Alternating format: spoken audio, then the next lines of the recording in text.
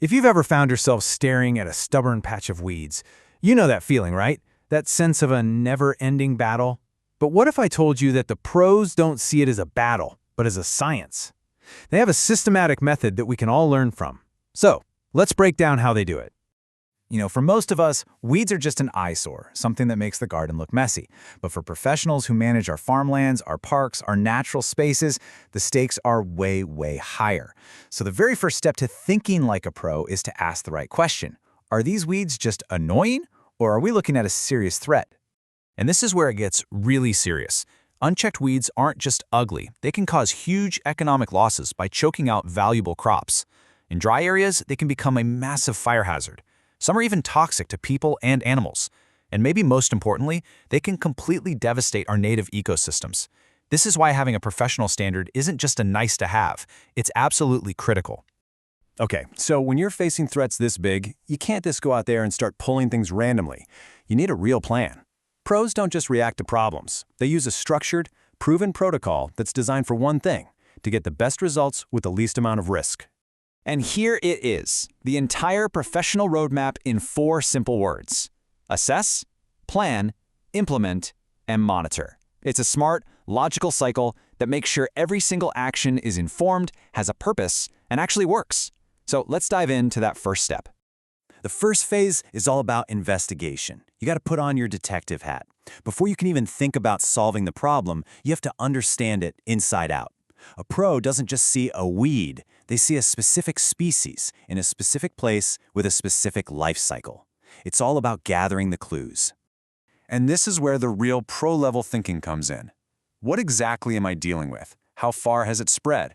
And maybe most importantly, what's here that I need to protect? We're talking about native plants, maybe a nearby stream, or local wildlife. You have to build a complete picture of the scene before you make a single move. Now, this is a game-changing idea. The goal isn't always to completely wipe out every last weed. Sometimes that's just not possible, or it might cause more harm than good. Instead, pros define what's called a tolerable level, basically a manageable threshold that keeps the damage in check. It's all about strategic control, not total war. All right, so you've done your detective work, you've gathered all the evidence, now it's time to switch hats. You become the architect. You take all that data and you design a detailed blueprint for exactly what's going to happen next. This is all about strategy. And you have a whole toolbox of strategies. This is definitely not a one-size-fits-all kind of job. Do you go with a chemical approach for something that's really widespread, knowing there's a risk to other plants? Or maybe you go mechanical, things like mowing or tilling, which avoids chemicals but can disturb the soil. Or, for the long game, there are even biological controls, using a weed's natural enemies against it. A pro knows how to weigh all these pros and cons. So let's just make that real for a second. Imagine an invasive weed is about to wipe out a farmer's crop. A fast, targeted chemical treatment might be the only thing that can save it. But what if you're trying to manage that same weed across a huge national park over, say, 10 years? Well, introducing a specific insect that only eats that weed, a biological control, might be a much smarter, more sustainable solution. The right choice depends completely on that initial assessment. And that final plan, that blueprint, it is a serious document. It's not just a note that says spray the weeds. It details why a certain method was chosen, it outlines every single safety risk, it lists the exact tools and protective gear you need, and, this is huge, it sets up a system for documenting every single thing you do. This level of detail is what separates the pros from the amateurs. Okay, plan is locked and loaded. Now it's time to actually do the work. And for this step, you need to think like a surgeon. The name of the game is precision, safety, and making sure there's zero unintended harm. Because, let's be real, you can have the most brilliant plan in the world, but if the execution is sloppy, it's all for nothing. Every single action you take out in the field matters, so following that plan to the letter is absolutely critical.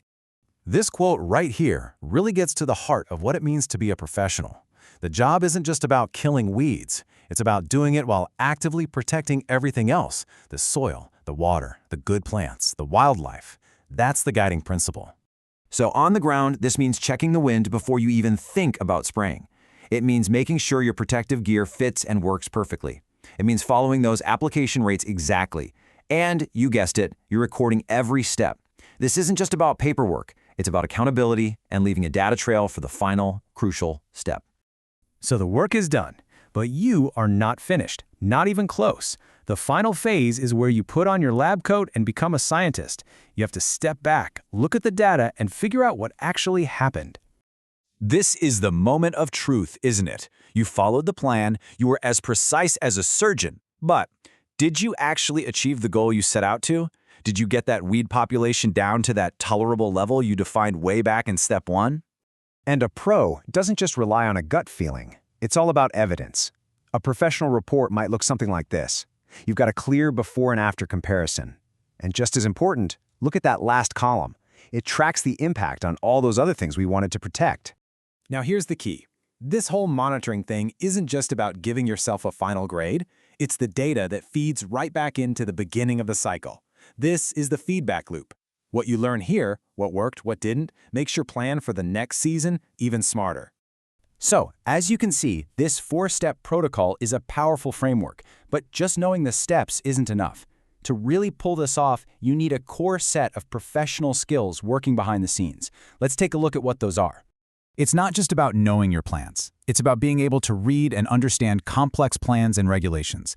It's having the math skills to calculate really precise mixtures and rates. It's being able to communicate clearly with your team and your clients. And most of all, it's about taking full responsibility and following every single rule and law.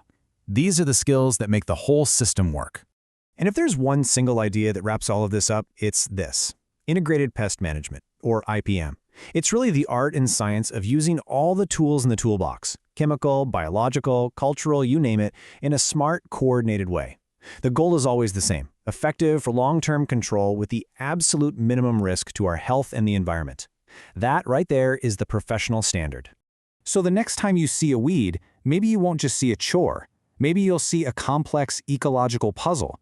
And now you know there's a thoughtful, scientific, and really responsible way to approach it. So the question I'll leave you with is, now that you know the pro standard, how does that change the way you see your own backyard?